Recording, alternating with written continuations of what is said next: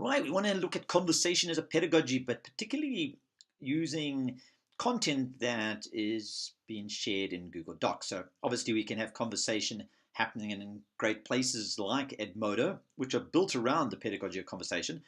But what you might not realize is that you can also have conversations built around content. Now, spaces like Google Docs are excellent for students to create content. They're also excellent for students to collaborate at content, and we look at how it can be used for supporting the pedagogy of correction as well in a later lesson. But at the moment, I want to just have a look at how we can use conversation inside something like Google Docs. So here I've got a document, the last question that I've written, so it might be something that the teacher's provided.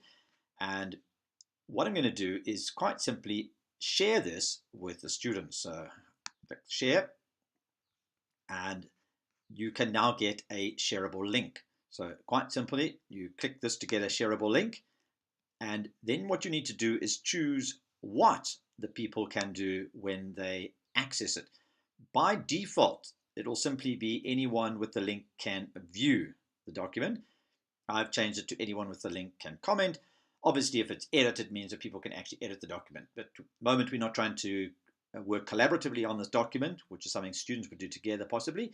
This is something I just want to encourage conversation around. So anyone with the link can comment.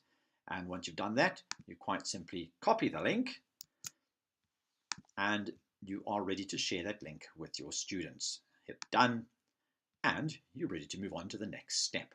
Right, so here I've opened up the document.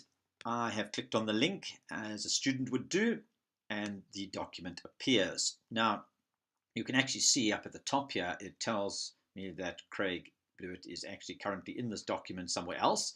That's because it's open in my other browser. So it does tell you who is currently in the document. It's something I like about Google Docs. In fact, I can even see if I look carefully exactly where Craig's little cursor is currently sitting. So that is right there. So we are interested in allowing the students to now have a conversation around the content. So because the student is not signed in, the student, when they comment, their comments are going to appear anonymously. So how do they comment? Well, simply they can click on an aspect or highlight something that they would like to comment on. And on the right-hand side here, you will see it has an option to add a comment. They can click on that, and as you can see, it's now anonymous.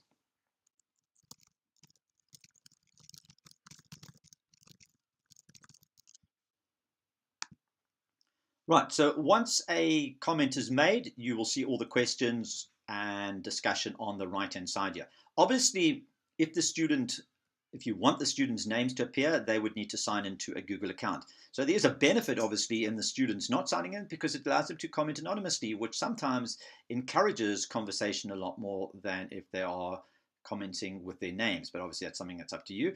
Now, let's say, for example, we switch across to my view, and we will see what we can see on that side. Right, so I'm now in my account, and I'm obviously logged in. The top there, I can see there is an anonymous wombat in there. That is the other student. And I can see what they've done here. Obviously, I can resolve it. That just means it's going to vanish. Or I can click on that and type in a reply.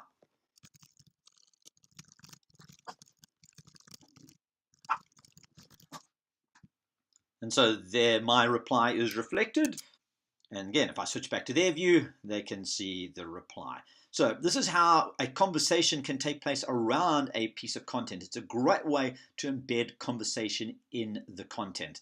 And so another way in which the pedagogy of conversation can be used to encourage students to be involved in active learning.